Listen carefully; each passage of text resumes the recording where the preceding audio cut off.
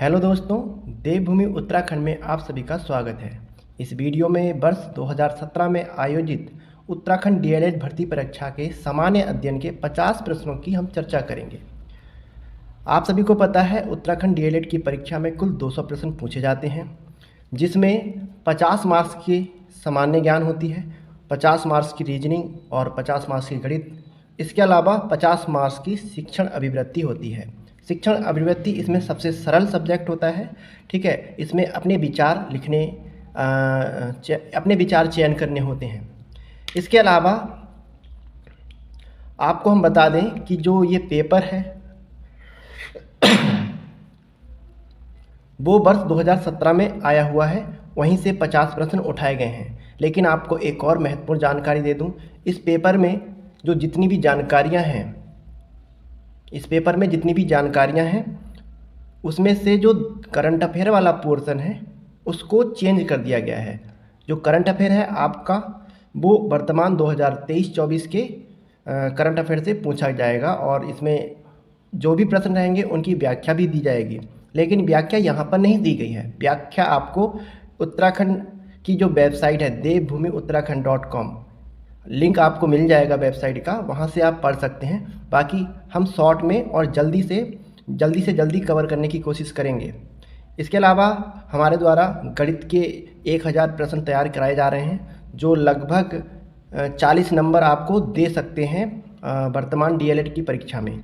तो ज़्यादा टाइम ना लेते हुए सीधे हम शुरू करते हैं। प्रश्न संख्या पहली। ठीक है, तो देखिए पहला प्रश्न है, ज्योतिबा फूले ने निम्नलिखित में से किसकी स्थापना की थी? तो ज्योतिबा फूले, ऑप्शन यहाँ पर दे रखा है, सत्यशोधक समाज, दलित वर्ग मिशन समाज, बहुजन समाज, उपरोक्त में से कोई नहीं। तो इसका सही उत्तर है सत्यशोधक समाज।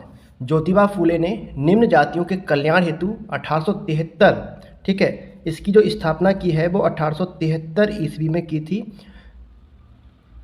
1873 में सत्यशोधक समाज की स्थापना की। इसके अलावा इनकी जो फेमस पुस्तक है वो गुलामगिरी है, तो आपको गुलामगिरी भी पुस्तक याद रखनी है।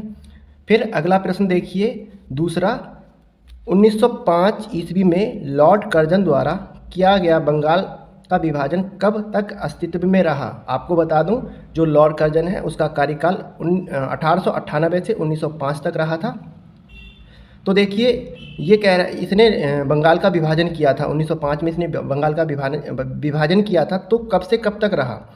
तो इसका सही उत्तर हो जाएगा ऑप्शन सी, सम्राट जॉर्ज पंचम के 1911 ईस्वी के शाही दरबार तक। तो आपको पता होगा लॉर्ड कर्जन द्वारा 1905 में बंगाल विभाजन किया गया। तो सम्राट जॉर्ज पंचम जब 1911 में दिल्ली दरबार में आए और इस जो बंगाल विभाजन था उसको रद्द कर दिया और दिल्ली को राजधानी बनाने की घोषणा की। 1912 में उन्होंने कहा कि दिल्ली को भारत की नई राजधानी बनाई जाएगी, इससे पहले कलकत्ता थी। प्रश्न संख्या 3 देखिए, 2 सूचियां दी गई हैं।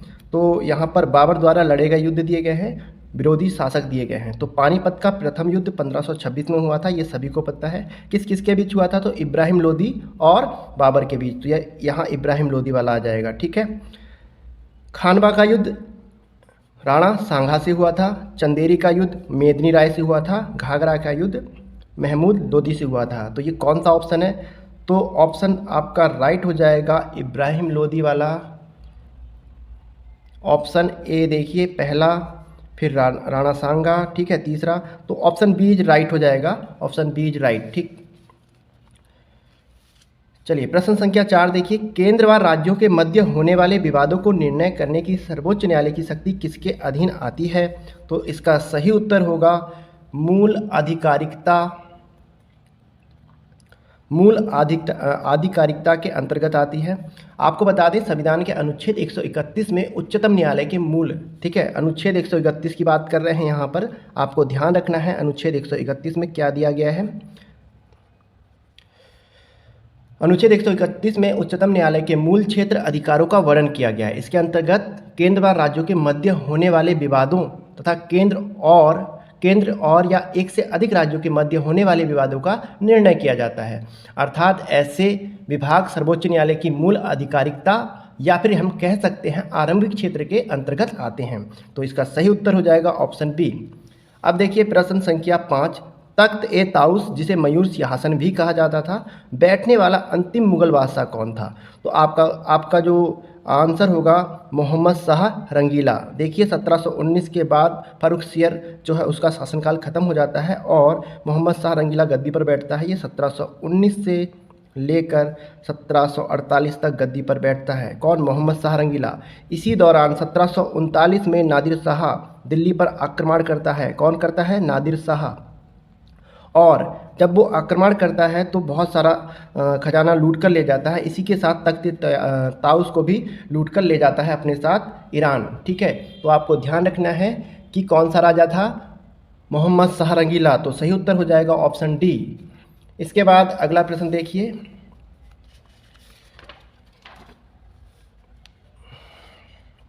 प्रश्न संख्या 6। यहाँ फिर से सूची दी गई है। बहुत सारे सूची वाले सवाल आए थे और काफ़ी डिफ़िकल्ट आया था 2017 में जो पेपर आया था। उसके बाद थोड़ा सा हल्का आया था। इस वाले पेपर में जो है उत्तराखंड के 1-2 ही प्रश्न थे, लेकिन अभी वर्तमान समय में उत्तराखंड भी पूछी जा रही है। तो आपको 10 नंबर की कम से कम उत्तराखंड भी तैयार करनी है, 10 से 15 नंबर की। चलिए बात करते हैं प्रश्न संख्या 6, स्थल और नदी दी है। तो यहाँ पर देख लीजिए मोहनजोदड़ो रावी पूछा है, कौन सा स्थल किस नदी के किनारे है? तो मोहनजोदड़ो जो है वो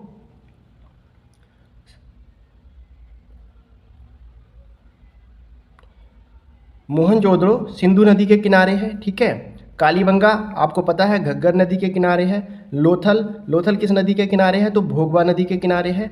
और हड़प्पा तो ये रावी नदी के किनारे है। ठीक, तो यहाँ पर ऑप्शन देख लीजिए मोहनजोदड़ो कहाँ पर है? सिंधु। तो सेकेंड वाले 2 ऑप्शन है ये।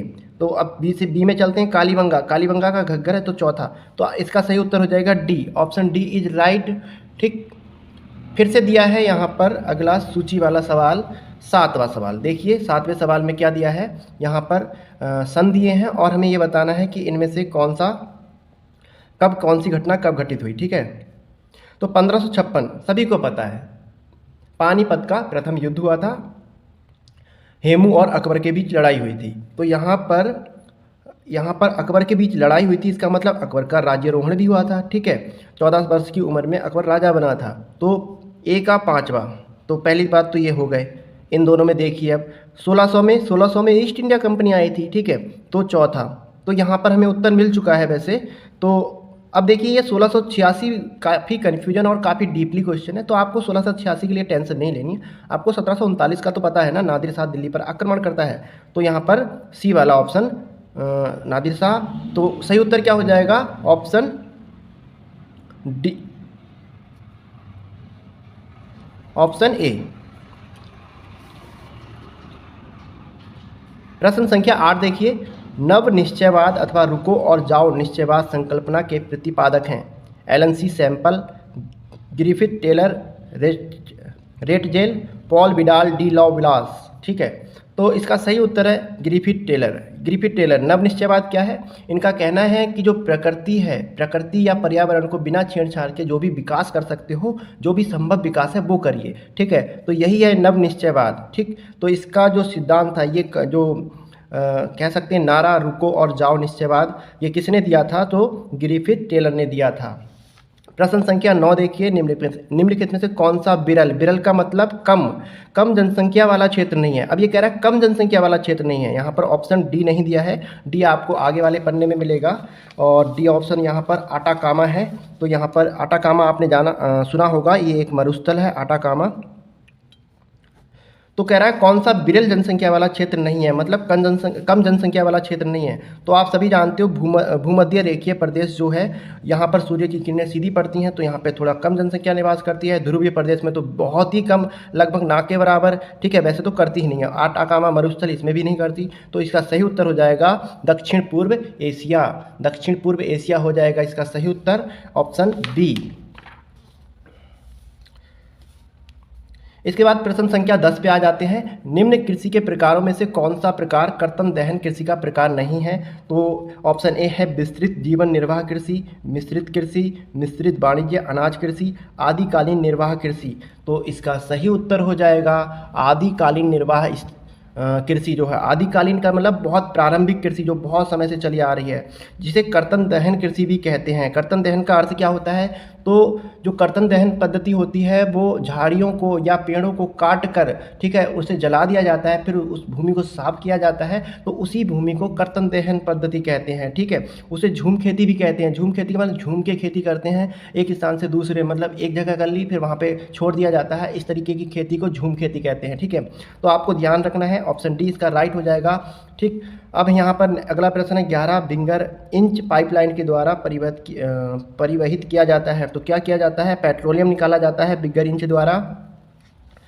प्रश्न 12, निम्न में से कौन सा एक समूह भारत में विशालतम भाषाई समूह है? निम्न में से कौन सा समूह भारत की विशालतम, तो आप सभी जानते हैं भारत में बहुत सारी भाषाएं बोली जाती हैं, तो भारतीय आर्य हो जाएगा, ऑप्शन डी इज राइट, ठीक है। 13 देखिए, निम्नलिखित में से किस नगरीय समूह में प्रवासी जनसंख्या का अंश सर्वाधिक है? प्रवासी जनसंख्या मतलब जो अन्य बाहरी देशों राज्यों से यहाँ पर रह रहे हैं, ठीक है। तो यहाँ पर इसका सही उत्तर हो जाएगा ऑप्शन बी, मुंबई, ठीक है। फिल्मों का शहर है, सपनों की नगरी है, मुंबई नगरी है, ठीक है। तो यहाँ पर देखिए नगरीय समूह प्रवासी जनसंख्या का सर्वाधिक है, जबकि अगर दूसरे नंबर की बात करें तो दूसरे नंबर पर बेंगलुरु आता है, बेंगलुरु, और तीसरे नंबर पर आता है दिल्ली, और चौथे नंबर पर आता है चेन्नई। आप डिटेल में पढ़ना हो तो आप हमारी वेबसाइट पर ज़रूर जाइए। देखिए प्रश्न संख्या 14, भारत की जनगणना के अनुसार निम्नलिखित में से कौन सी एक विशेषता नगर की परिभाषा का अंग नहीं है? तो अगर आपको बता दूं किसे नगर कहा जाता है, तो जो जनगणना 2011 के अनुसार, क्योंकि परिभाषा जो है बदलती रहती हैं, तो जनगणना 2011 के अनुसार नगर उसे कहा जाता है जहां की न्यूनतम आबादी जो है वो 5000 होनी चाहिए, ठीक है। और जनसंख्या घनत्व 1 वर्ग किलोमीटर के 1000 वर्ग किलोमीटर के अंतर्गत कितने लोग व्यक्ति रहते हैं?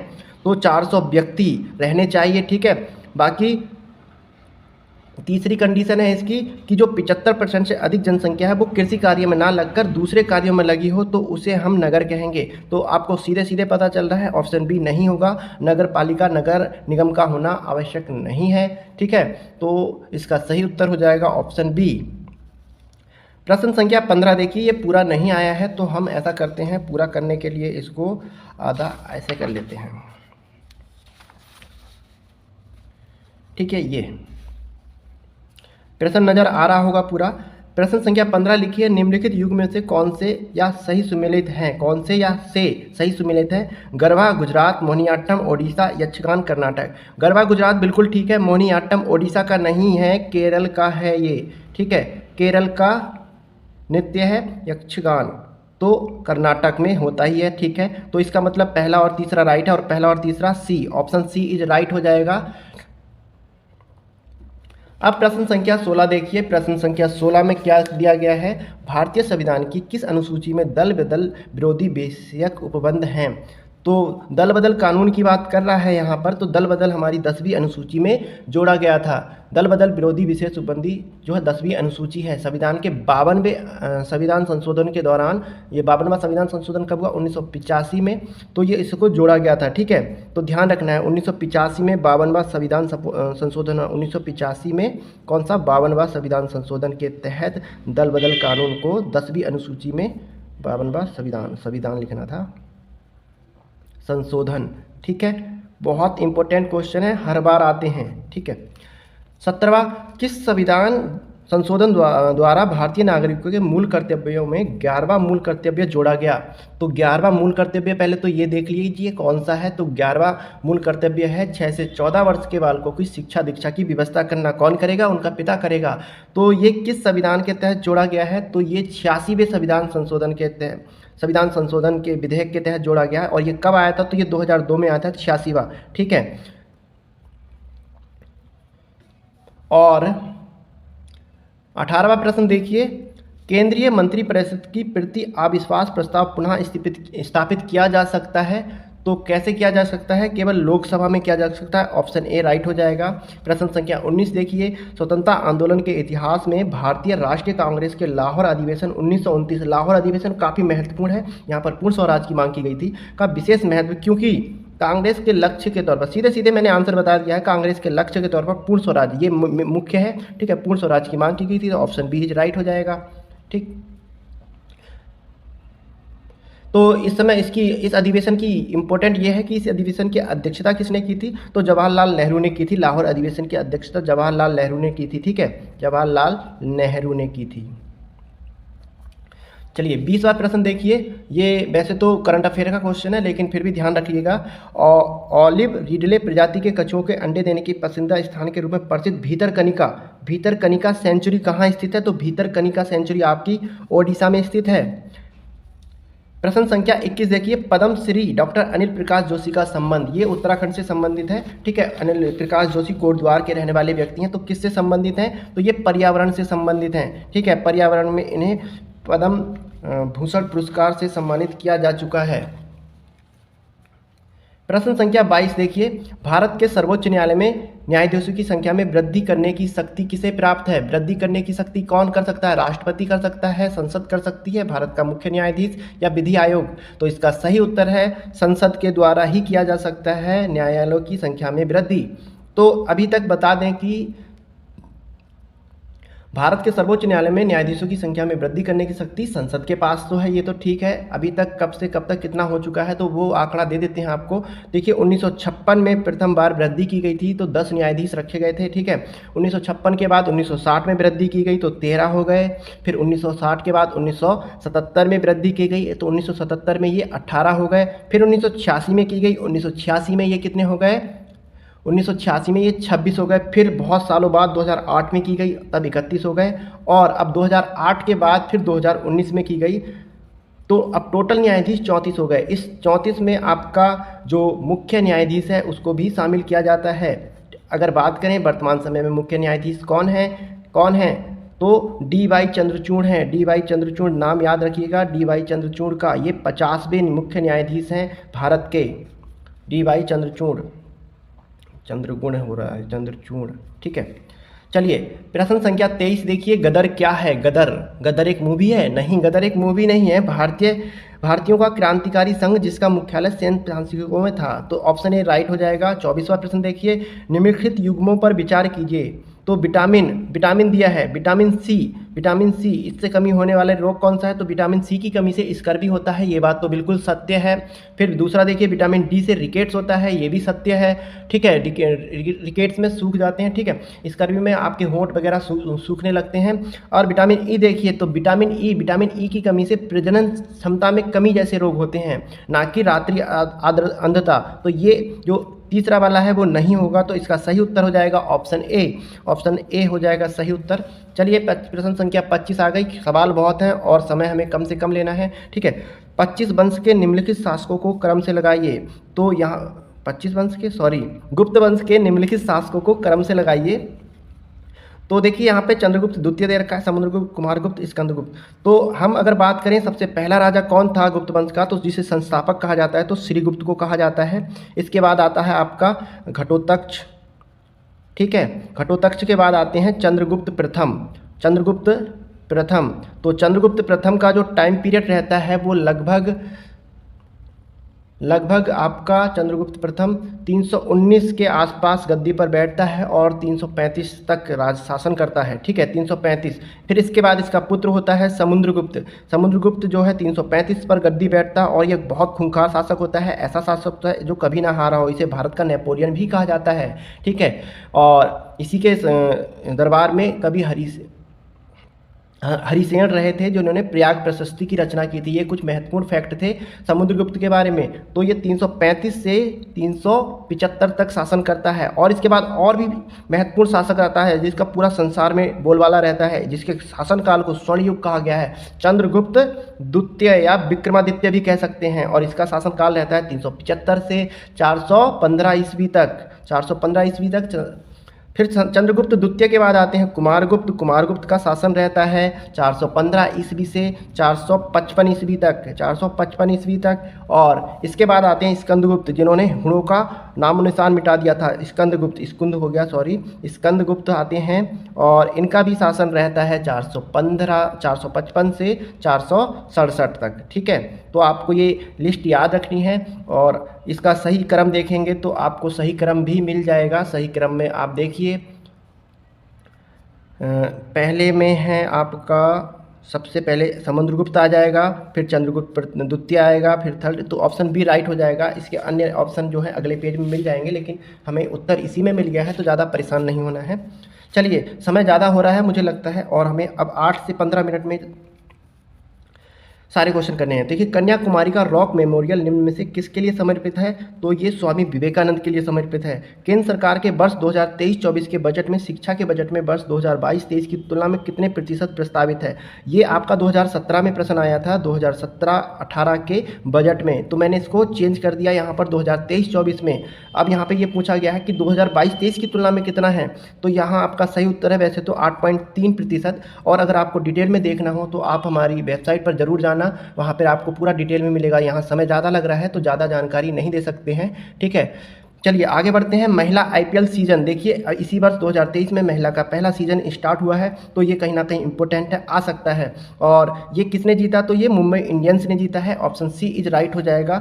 29वां प्रश्न देखिए, वर्तमान समय में BBR सुब्रमण्यम को किस संस्था का नया मुख्य कार्यकारी अधिकारी नियुक्त किया गया है? तो इसका सही उत्तर है मुख्य कार्यकारी अध्यक्ष, ठीक है। तो इसका सही उत्तर हो जाएगा नीति आयोग, ऑप्शन बी।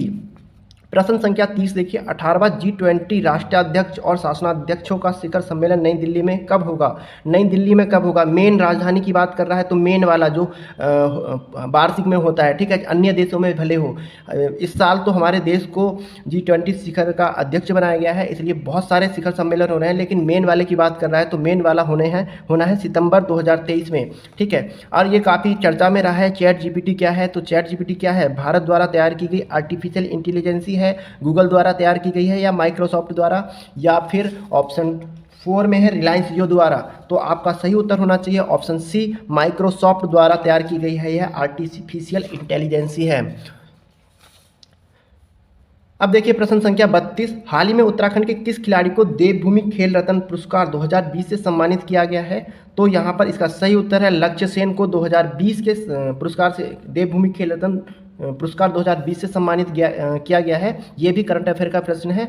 और जबकि बात करें 2021, तो 2021 के देवभूमि खेल रत्न पुरस्कार से किसे सम्मानित किया गया है? तो चंदन सिंह को सम्मानित किया गया है। तो ध्यान रखना है, यहाँ पे दोनों प्रश्न और 2020-21 में कन्फ्यूज कर सकता है।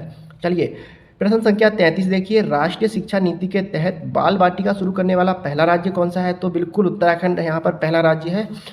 34वां प्रश्न देखिए, सरकार ने 26 दिसंबर को वीर बाल दिवस, यहाँ पर जो पिछले 2017 में पूछा गया था बालिका दिवस कब मनाया जाता है, यहाँ पर वीर बाल दिवस मनाने की घोषणा किस वर्ष की गई थी? तो नरेंद्र मोदी ने 26 दिसंबर को वीर बाल दिवस मनाने की घोषणा 2022 में की थी, ठीक है। तो 2022 में आपको ध्यान रखना है। प्रश्न संख्या 35 देखिए, मुखौटा नृत्य शैली का समय निम्न शैली का, ये थोड़ा सा प्रश्न एरर है। मुखौटा नृत्य शैली किससे संबंधित है? तो यहाँ पर इसका सही उत्तर हो जाएगा मुखौटा शैली, ठीक है। मुखौटा शैली आपको बताना है।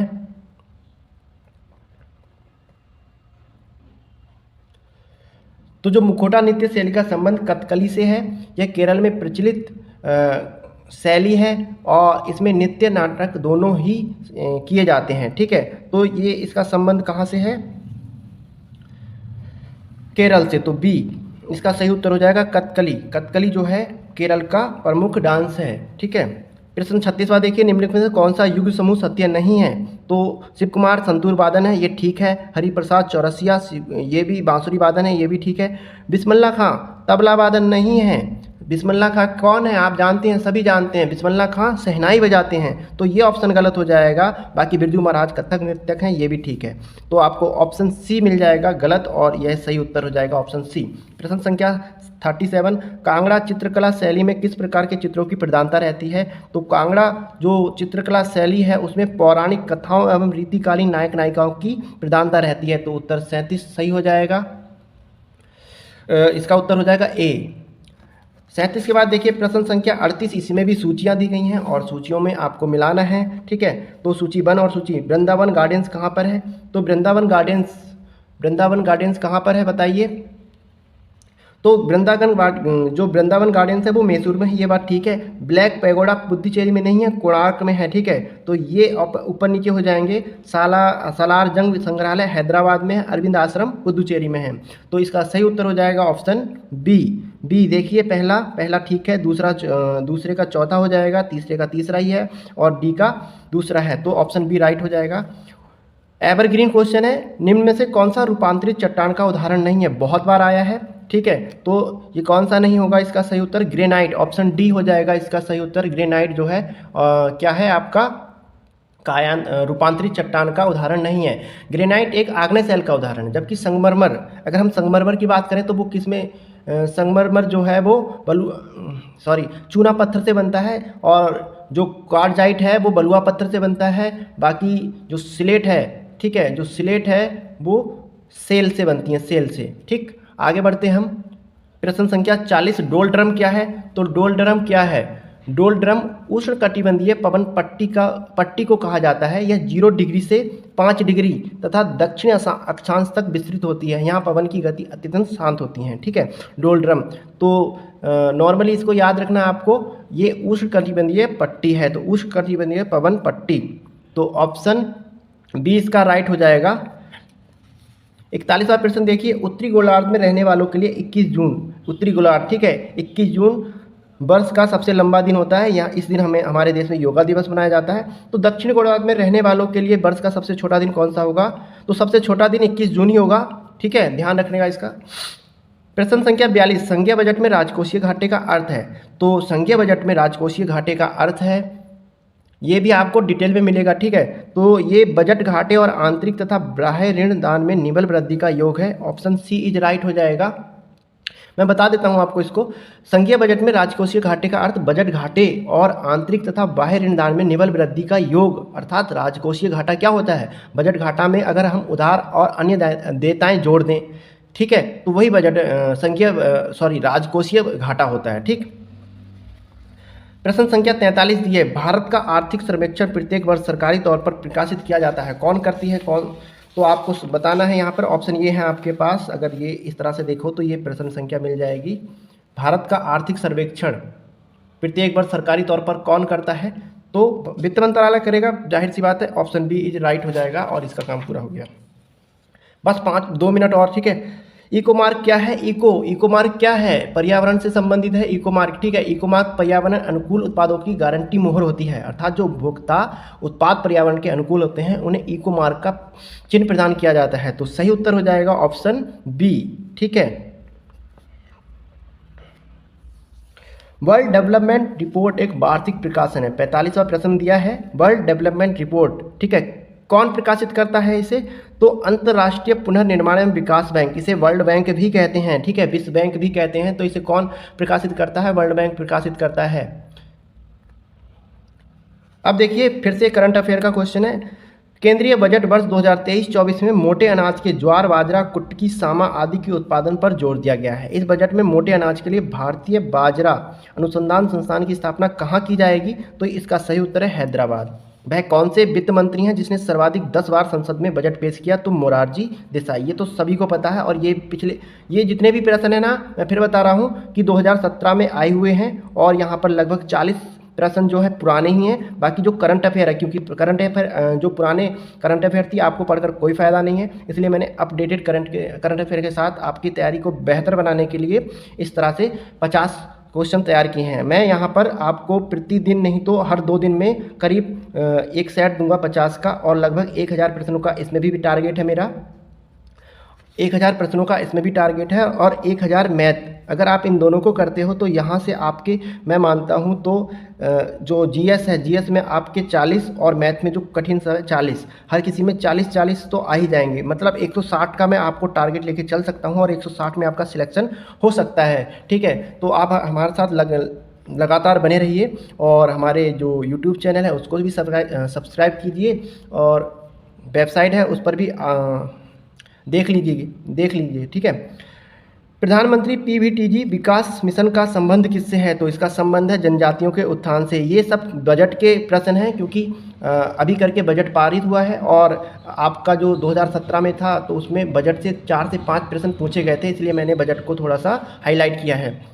ये भी बजट से है। प्रत्यक्ष कर में सम्मिलित नहीं किया जाता है। तो देखिए, प्रत्यक्ष कर क्या होता है? जो सीधे सीधे जनता से लिया जाता है। तो कैपिटल टैक्स, इनकम टैक्स और कॉर्पोरेट टैक्स सीधे सीधे लिया जाते हैं। सर्विस टैक्स जो वर्तमान समय में जीएसटी है, तो ये प्रत्यक्ष कर का उदाहरण नहीं है। और अंतिम प्रश्न देखिए, बहुत आसान है।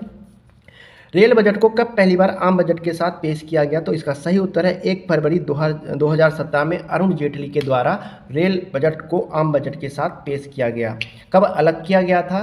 तो 1922 में अलग कर दिया गया था। ठीक है, चलिए आज का इतना ही, और आशा करता हूँ आपको ये हमारी जो उत्तराखंड डीएलएड 2023 की सीरीज पसंद आई होगी। धन्यवाद।